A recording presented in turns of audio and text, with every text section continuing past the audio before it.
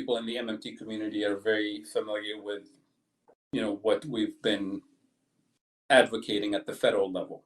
A sovereign government like the United States federal government has the power of the purse, can spend in a transformative way to create jobs, to decarbonize the economy, to produce a more equitable system and address social justice issues, even reparations for slavery, reparations for Native Americans, and so on. All of that is possible under the monetary sovereignty and the power of the purse of the United States federal government. And we know how to do it. We've done it before, not the reparations part, but we've done it before in terms of the U.S. Intervention during the Great Depression with the New Deal, the U.S. intervention in World War II, which was a massive endeavor in terms of mobilization of physical resources, productive resources, but also financial resources. And we do it all the time in terms of what the federal government spends on, whether it's military budget, whether it's the COVID relief response under the CARES Act. We know that the money is there, right? So at the same time, I'm not naive. I don't think that the federal government is gonna, we're gonna succeed the next morning, and we're gonna have senators and representatives in DC who represent the interest of the people and address those issues, including reparations and so on. So what are we to do in the meantime if we want to be practical? So work on multiple fronts. We still push at the federal level for the reforms and the policies that we've been fighting for. But in the meantime, we have to work at the local level too, at the state, city, county level, to address some of these issues. One of those issues is decarbonizing the economy. The question is, how can a city or a state pay for rapid decarbonization of the economy without having the spending capacity of the federal government, right? We're currency users at the city, state level, at the individual level, so we have to live within our means. We spend on things based on what we can earn. So your city or county or state collects tax revenues from its taxpayers at the local level. It can borrow up to a certain limit, and usually that borrowing is tied to a levy or some revenue stream that's coming into state coffers or city coffers in the next 10 or 20 years. So that means the spending capacity is very, very small. So complementary currencies become an interesting tool to allow cities and states and local municipalities to expand their spending capacity, to complement their spending capacity beyond what the market allows them. That creates some difficulties, legal difficulties in the case of the US, because states in particular are explicitly prohibited from creating their own currency. So they can't, literally produce a second currency. But there are some legal mechanisms that allow states to produce financial instruments that technically are not currency, but can produce and provide that additional spending capacity. Cities and municipalities are actually have more freedom to create complementary currency because they're not explicitly prohibited in terms of currency creation. And we've seen, hundreds of cases of cities and municipalities and nonprofit organizations all over the world, including the US, creating complementary currency. So I'll give you one example from the case of Argentina in the early 2000s during their Great Depression. And they have a federal system. So one of the states created a complementary currency when it was facing a fiscal crisis where that particular state was unable to pay state employees their wages. Teachers, firefighters, police officers, and so on, and state employees, municipal employees, and so on, were not able to get their full salaries, and there were riots on the streets, pretty much. So that particular state sort of discovered MMT, not explicitly the theoretical concept, but the solution that they came up with was clearly 100% consistent with the MMT explanation of what a currency is, what a monetary system would look like. And they essentially said, we're going to pay our state employees 70% of their wages in the national currency. And then the other 30%, which we can't afford, we're going to create this complementary currency. We're going to call them coupons or vouchers. Let's call them vouchers, the patecones in this case. And we're going to pay that 30% of their salary in that complementary currency, in this new unit, which was printed and looks like money, but it's not the official currency of Argentina.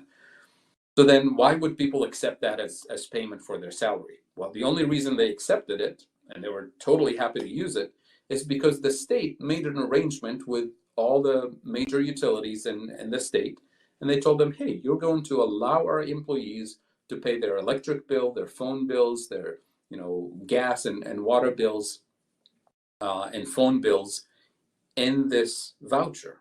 And we, the state, we will let you, the utilities, pay your taxes to us in that same complementary currency.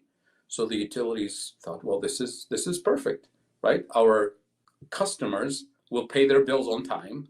We take those payments, which are tax credits technically, so think of that term, tax credit, and we will use it to pay our taxes to the state. So the state issued a tax credit, these vouchers, used those tax credits to pay its own employees, state employees. State employees paid their bills, utility bills, and then utility companies use those tax credits literally to pay their taxes. That's why it's called tax credit. So in this particular instance, that state was able to increase its spending capacity.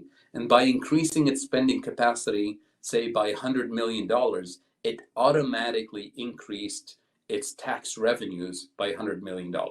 Because those $100 million of tax revenues that came in at the end of that cycle were not going to come in, because those individuals were not going to pay their bills, and the utility companies were going to have fewer revenues, and they were not going to pay as much in taxes. So that closed loop, and it's a very small loop, it goes from state to employees to utilities back to the state. Very quick circuit.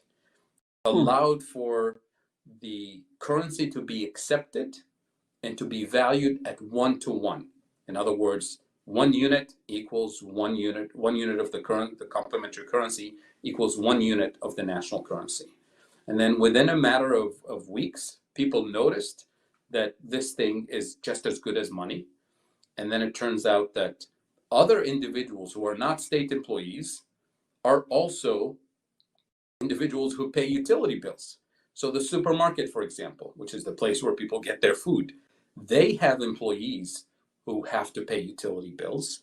The supermarket itself can pay its own utility bills with that complementary currency. So supermarkets started posting signs, we accept the complementary currency 1-to-1 exchange rate, which means the state is able to expand economic activity, not just in terms of paying its own employees, but now the state can create a job guarantee program and pay other employees wages either in full or in part in that complementary currency and bring the economy to full employment.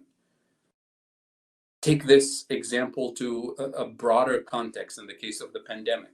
You can think of states or municipalities in agreement, prearranged agreements with public utilities, with supermarkets, with public transit, right? With as many, economic units in the system as possible. Ideally, you would have banks. Ideally, you would have landlords, so that now during a pandemic, you can provide immediate economic relief at the city level and pay people so that they don't lose their homes, pay people so that they don't go hungry, right? So you can provide economic relief by providing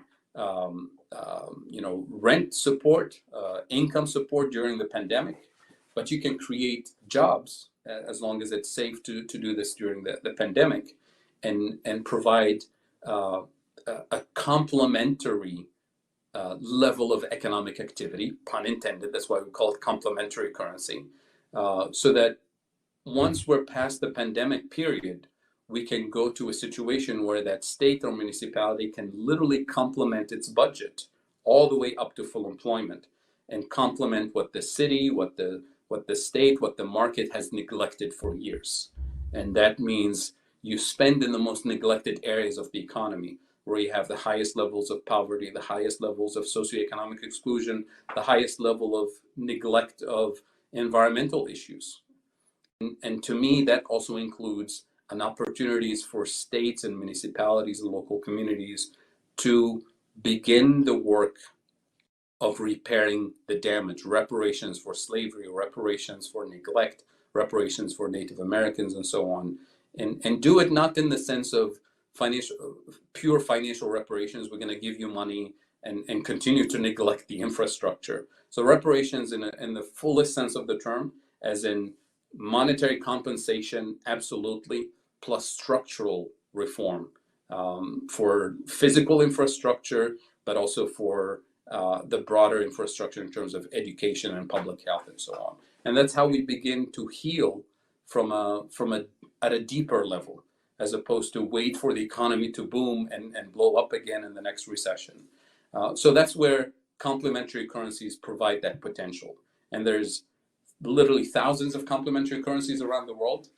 Very few of them do what I just described was done in the case of Argentina, because that's kind of the most transformative thing at the state level. Most complementary currencies around the world end up being the equivalent of a buy local campaign. They end up being introduced during really bad economic times, like during a pandemic like this or a recession. And they tend to depend on the marketing capabilities of the people who launch the complementary currency and their passion and commitment to it, which inevitably fades away over time as people move on, as people forget about the recession and so on. What I'm describing here is truly a permanent complementary system at the state and local level that cities and municipalities, in collaboration with nonprofits and other local organizations that are in touch with the needs of the local community. And to me, that's kind of the mirror image of a job guarantee program, because a job guarantee program is meant to be decentralized, funding from the federal government, but the selection of the projects, the implementation, the auditing, and all of that is done at the local participatory level with participatory budgeting, participatory auditing, and so on. So this can be our opportunity to pilot job guarantee programs at the local level, at the state and municipal level, to show that in the midst of a pandemic, we can truly bring the economy to full employment, and we can prioritize the most neglected areas of the economy. We can prioritize decarbonizing the economy. We can do it by mobilizing the physical resources, the productive capacity at the local level. To me, that is a message to send to the 535 people in Washington, D.C. that says, look, we had to invent funny money at the local level to show you that we have the productive capacity. We have the capacity to restore economic justice and social justice. And we have to do it by inventing all kinds of different currencies around the system, when we can use the exact same physical, productive, organizational resources and have that be funded by the power of the purse of Congress. So I don't have a vision of creating 50 different complementary currencies in 50 states or more than that. My idea is to start somewhere and to demonstrate that we can do it without bankrupting cities, without bankrupting states, without throwing people under the bus, right? And we can do it in a democratic, participatory way. So if we create the logistics for it and demonstrate that it can be done with state level tax credits, let's not call them currency for a moment, then we can do that at the federal level. The interesting thing is that we already do this, but not to the fullest extent. So when you call it tax credits, you realize, well, wait a minute. I heard the other day that the governor is giving tax credits to Amazon to relocate their headquarters here. But what does that mean? You're essentially waiving, potential tax revenues for the state in order to attract a particular company to set up shop, right? Otherwise, they'll say, no, we'll go to the other state next door, right? So that tax credit that you just gave to Amazon, that you just gave to Walmart or whichever other company, is essentially what we're asking you to do. Create tax credits and give them to local job creators who will dedicate their mission and their organizations to spending on the most neglected areas of the economy, meaning people and planet, to restore economic justice and social justice at the local level. And then what we're asking you to do is literally accept that tax credit at the end of that cycle, because those job creators will pay people, those individuals will ride the bus, will pay rent, will pay for food at the supermarket, will pay utilities, and all of those entities will eventually settle their taxes with the state with that same tax credit. So number one, we already do it, but we give those tax credits to the top corporate authorities in the country. We're saying just give us the same privilege of tax credits and just allow us to address the needs of the people. So that's kind of the short story. There's lots of nuances and details in it, and there's different models and different versions of this. So you've probably heard Nathan Tankus and Ron Gray and Raul Carrillo and other colleagues, Warren Mosler and others, every now and then talking about complementary currencies and their potentials. So since the pandemic started, we started having deeper conversations about this, not internally within the MMT community, but literally with people at city and state level who heard very clearly from Mitch McConnell, if you remember a few months ago, who turned around and told the states, go file for bankruptcy, don't expect any help, right? I think everybody remembers that line. And that's just, that actually came as not as a surprise, because we knew what to expect from Mitch McConnell and the Republican Senate. But in a sense, it really gave a boost to these ideas, because then everybody turned around and said, well, that was it. We know that the federal government is not going to help. That's the Congress and the Senate. And then the Fed established all of these lending facilities, including municipal lending facilities, but none of that money made it to cities. I mean, very little of it made it to cities, because they set the standards too high, because they used market discipline to determine which cities would qualify. Well, we're going bankrupt if you don't give us any money and you expect us to meet market standards. It's like somebody lost their job and is starving, and you're telling them, well, go apply for a bank loan. Well, of course, a bank is not going to lend you money, because you have no job and you have no potential to pay it back. So that's why the municipal lending facility that the Fed created didn't really go anywhere. So Congress is not helping, the Fed is not providing relief, and the economy is going south because of the pandemic, because of the pandemic-induced recession. So people are turning into to look for other solutions, and complementary currencies, tax credits. These are things that cities and municipalities during the Great Depressions actually used. During the 1920s, there were hundreds of city and municipal currencies that were issued during those years. So that's the extent to which I wanted to remind everybody that we should work on multiple fronts. There's a lot of low-hanging fruits when it comes to decarbonizing the economy, but at the same time, we can't really rely on a patchwork type of intervention at the local level. Complementary currencies have the potential, but we need to get a lot of people on board to get them going. And it takes courage for a state authority or municipal authority to actually try something as bold, as transformative as what I'm talking about here. And the thing that you hear all the time after we have these conversations about the potential of complementary currencies, they say, well, that worked in Argentina. Oh, that worked a little bit during the Great Depression. But who's trying it today at this scale? And my answer is, well, it could be you. We say, well, let the other guys in the other state try it first and we'll be next. So that's kind of the leadership that we're dealing with. So people are afraid to try something bold and transformative, and holding on to the hope that somehow the Senate will intervene, somehow the Fed will bring relief. But in the meantime, people are suffering, and we have a potential of millions of people getting evicted as we speak in the next few days. And even with a little bit of relief from Congress in the next few weeks, if it comes through, we have, overdue rent for 6 to 8 months, and that's thousands of dollars that most people can't afford.